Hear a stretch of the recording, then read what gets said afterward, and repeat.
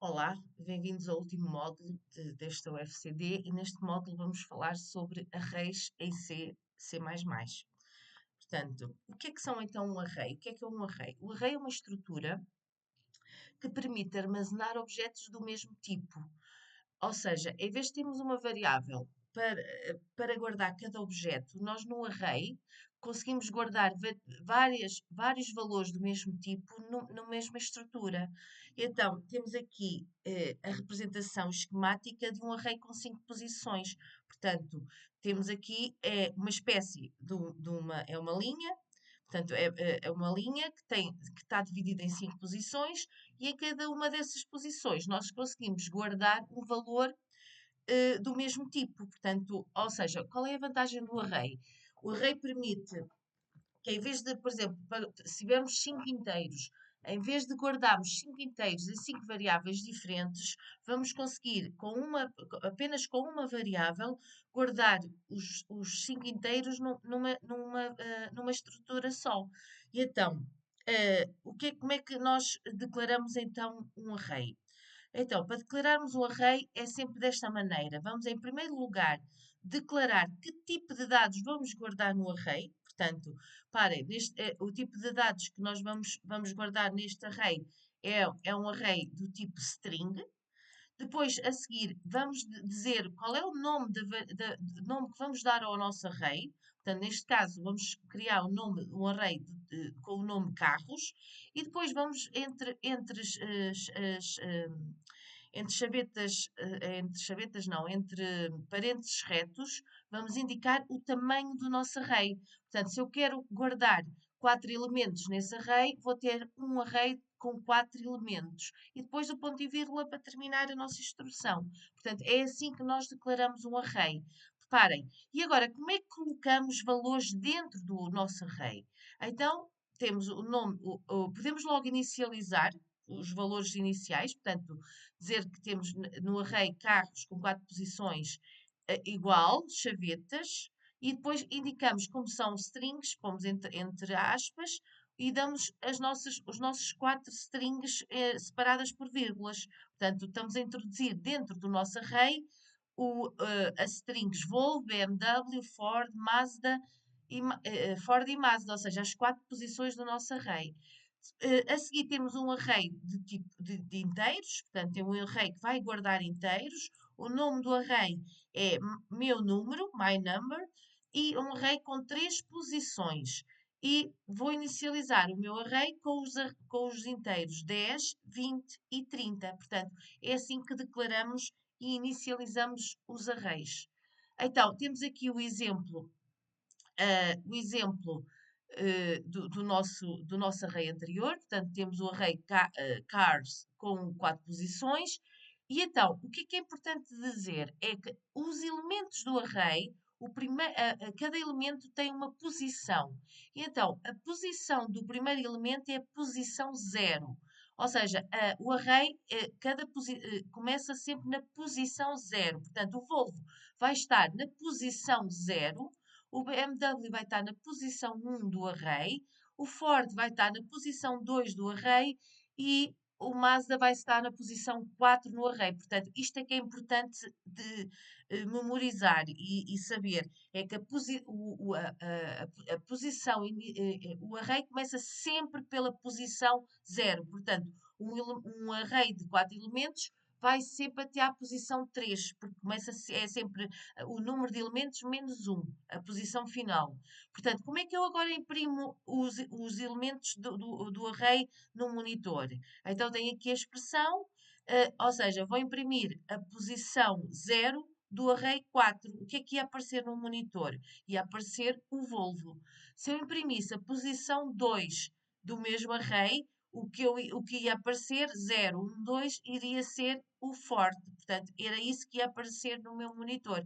Portanto, isto é que é preciso saber, é que então, que os índices de um array ou de uma matriz começam sempre no 0. Portanto, 0 é o primeiro elemento, 1 é o segundo, etc. Ou seja, um array tem sempre n-1 elementos, o índice, relativamente ao índice.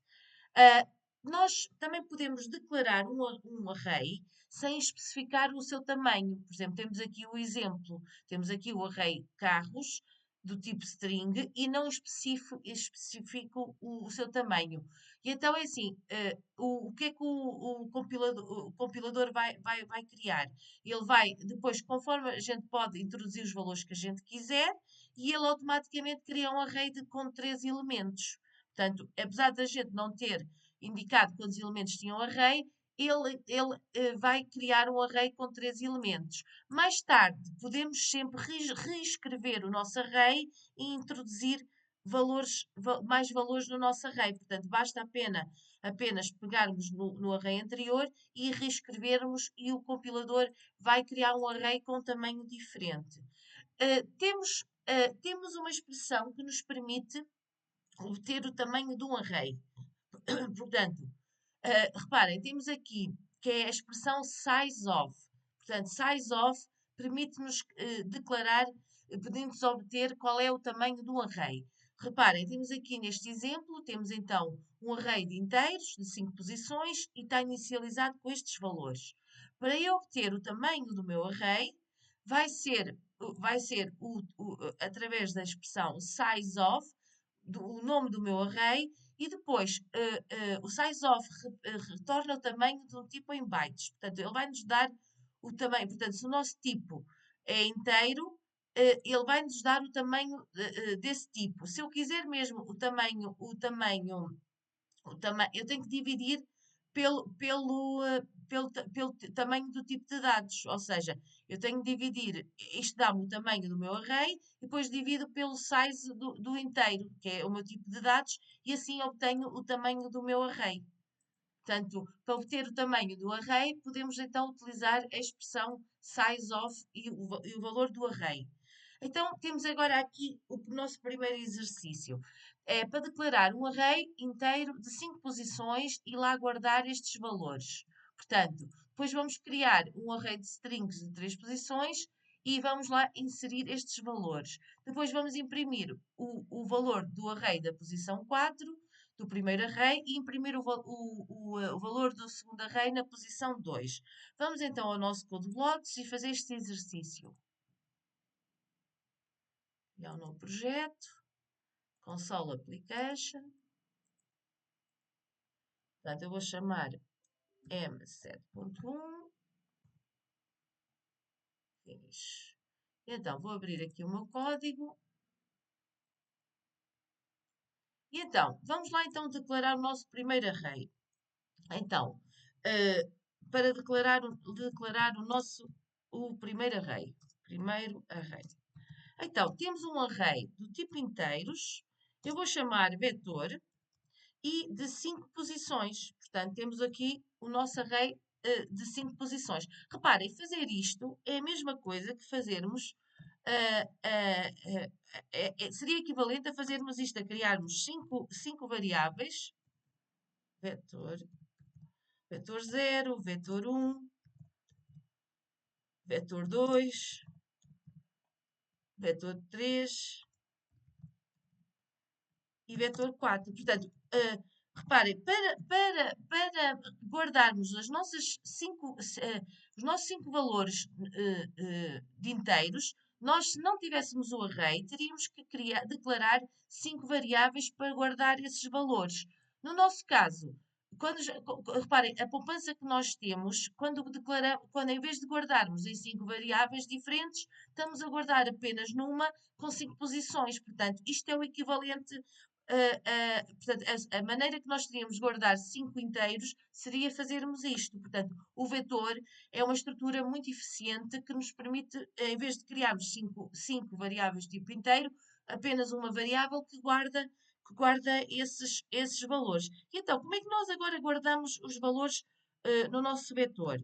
Então, uma maneira seria fazermos logo aqui a nossa declaração a seguir à nossa variável com chavetas e dizermos os valores que vamos lá guardar, e vou só ver quais são os valores, portanto, 10, 25, 36, 10, 25, 36, e depois os próximos seriam 11 e 8. Portanto, uma maneira seria fazermos assim, outra maneira seria fazermos assim, vetor de 0, vetor de 0,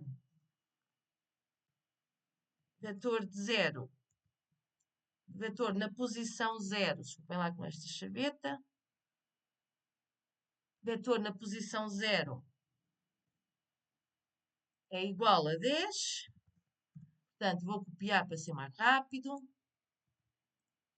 vetor na posição 1 seria igual a 25, portanto era a segunda maneira que podíamos fazer para inicializar o nosso vetor, com valores 36, posição 3 seria 11 e posição 4 seria com 8. Portanto, podemos fazer ou de uma maneira ou de outra a inicialização do nosso vetor. Portanto, é a maneira que nós temos, estas são as duas maneiras que temos para inicializar o nosso vetor. Portanto, eu se inicializo por esta, vou apagar esta. Portanto, e agora, para imprimir a posição 4 do nosso vetor, como é que eu faço para imprimir? Vou aqui, Cout, vetor da posição 4. Portanto, e se eu fizesse, se eu agora correr o meu programa, vão ver que ele vai imprimir o valor da posição 4, que seria então o 8, que é o esperado. Vamos correr, ver se está tudo bem. Portanto, aqui está, temos então a nossa posição do nosso vetor, o nosso valor, o valor guardado do nosso vetor na posição 4.